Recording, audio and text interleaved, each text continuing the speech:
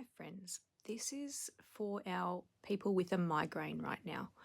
I was a migraine sufferer since I was 11 until quite recently. I rarely get them now partly because of the first book that I wrote where I explored dopamine really deeply, and I found out how to use dopamine to get rid of migraine. So there's two main steps. We're going to do it now. We're just going to skip straight into what you need to know. So there's dopamine, and then it has an arch nemesis called glutamate. Glutamate is the opposite of what dopamine does. So it's a neurotransmitter. We need it, but we need it in balance. So when it's out of balance, it looks after fear, fatigue, pain, avoidance, withdrawal, and negative emotions. So we know what negative emotions are and what positive are. Negative are just the ones based on fear and avoidance, basically.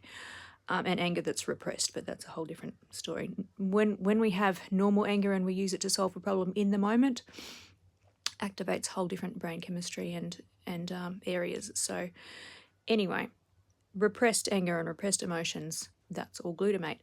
Dopamine, as we probably know, is our motivation, our energy system, our mood, our reward system, wanting, and our confidence.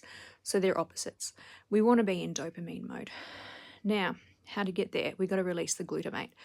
To release glutamate, what we need to do is to either mentally or to write down all of the negative emotions that we currently feel.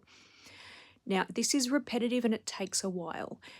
It's best to start journaling it first and writing it because it's easier to keep a track of and to stay focused and to set about a 15-minute timer, stay on task and write them down.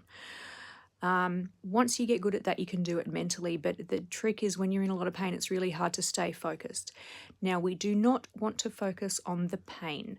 We want to focus on the emotion, okay? Now, some examples of this might be, I feel negative, I feel pain, I feel, not to focus on the pain, but to observe, okay?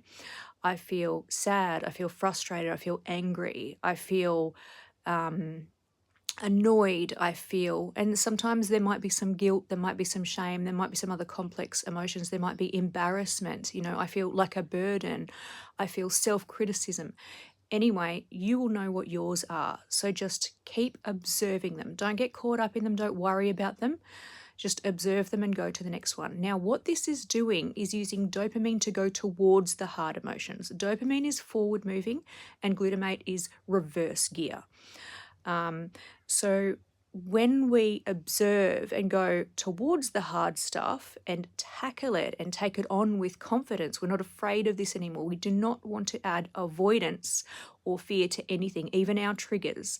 That's a whole different part of it. So if you have one of your triggers, so mine used to be petrochemicals and milk. If I would have the trigger, then I would immediately have a candy to spike my dopamine straight away, because then it wouldn't get into the fear, the avoidance, the oh no, I just smelled petrol type of thing. Now, this basically only works when I'm keto because it will give me a dopamine spike. If I'm eating sugar all the time, doesn't work because it's not spiking my dopamine, it's just like regular. I would recommend to go keto if you can. Now, I know when I have migraine, it's so hard to avoid sugar because we want a dopamine spike. We want something pleasurable at that time. And it's the worst, really, it's the worst idea. Don't reward your pain, okay? So anyway, go through these emotions. Keep going. It may take a long time. And then think about last time you had a migraine, what emotions were there and what stresses were there. Then the time before that. Now keep digging back, listing all of the negative emotions. Go right back, even when you were a child, when you first got them. Allow them. Don't be afraid of them. Let all this come up. If you need to cry, cry. Now, usually I don't let myself cry because it makes migraines worse. It gives me sinus pressure. It makes it bad for me. But if I'm having these emotions, it's much better just to feel them, let them out. And when I do that, I don't actually get the sinus pain because I'm releasing old stuff.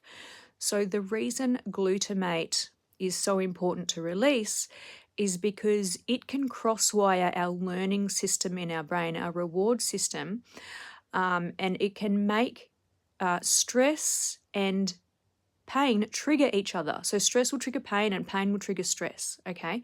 We need to break that by letting it all out. Now, this isn't easy, but it is simple, and with practice, you will be able to release migraine doing this.